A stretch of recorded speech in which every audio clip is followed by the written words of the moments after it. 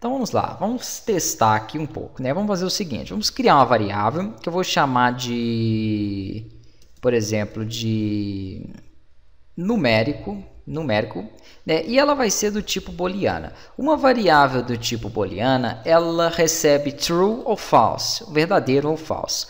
Se eu não declaro nenhum valor para ela, automaticamente ela começa como false. Vamos criar uma outra variável aqui para acessar o TXT, que é o TXT número 1. Né? Então, assim, se eu não quiser ficar colocando, por exemplo, o nome dele toda hora e repetindo isso, eu poderia utilizar esta variável. Eu faço da seguinte forma, vamos lá, dim número 1 has string. A mesma coisa que nós temos lá embaixo. Eu não posso utilizar aquelas porque ela está em outro método. Essas aqui não tem ligação nenhuma com elas. Então eu falo aqui, ó, número 1 recebe o que eu tenho aqui, ó, em txt número 1.text. Maravilha. Número 2 vai receber o que eu tenho em txt número 2.text. E ali nós substituímos então. Então aqui passa a ser se num for diferente de vazio, não muda nada. A estrutura aqui de verificação é a mesma. E aqui num 2, ok? Só que eu não posso verificar se eles somente são vazios. É aquilo em que eu havia dito anteriormente. Vamos até colocar aqui para que o txt, aí pode ser o txt mesmo no 1. Vamos colocar aqui o seguinte, para que ele possa, antes de verificar se eles são vazios, ou até mesmo depois, né, porque se eles são vazios, eles não são numéricos, então eu posso verificar isso depois, eu posso criar um if para poder trabalhar com essa nova condição.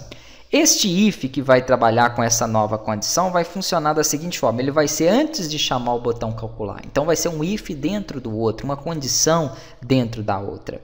E aqui eu posso testar com o status da minha variável booleana. Então, se eles são diferentes de vazio, eu faço o seguinte primeiro. Eu vou pegar o meu numérico e vou verificar se ele é numérico ou não. Nós temos uma função que chama isNumeric e aqui eu passo o campo em que eu quero verificar.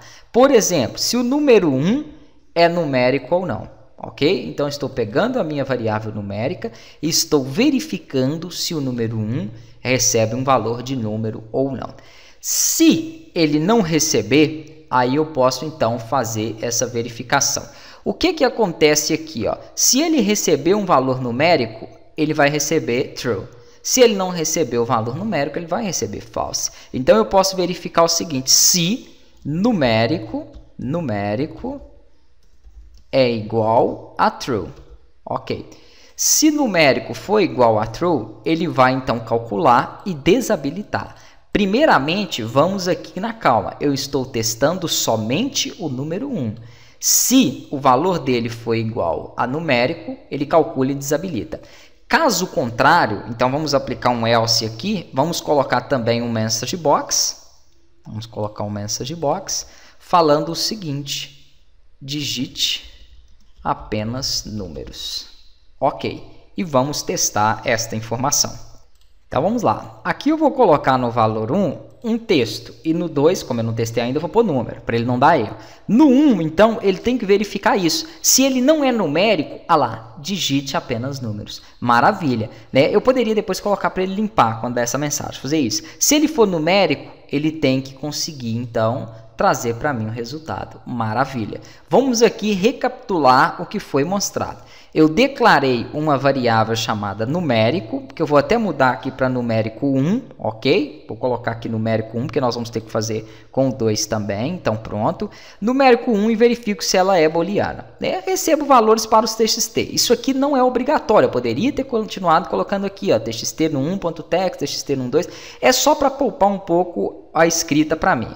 Então eu pego a minha numérico 1 e verifico se ela recebe um valor numérico. Se ela receber um valor de número, eu testo aqui, ó. Se numérico for igual a true, ou seja, se ela receber valor de número, calcule. Se ela não receber, me dê esta mensagem aqui abaixo.